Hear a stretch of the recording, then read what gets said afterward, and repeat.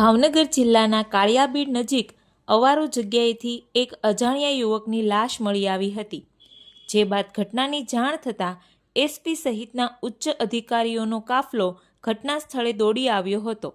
તીક્ષ્ણ હથિયારના ઘા મારી યુવકની હત્યા કરી હોવાનું અનુમાન લગાવવામાં આવ્યું હતું.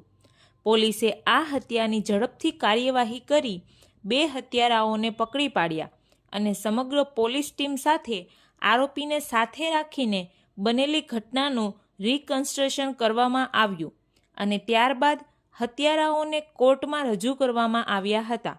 કોર્ટે મંગળવાર સુધીના રિમાન્ડ મંજૂર કર્યા હતા. વ્યાજખોરો હવે હત્યારાઓ બનતા જાય છે.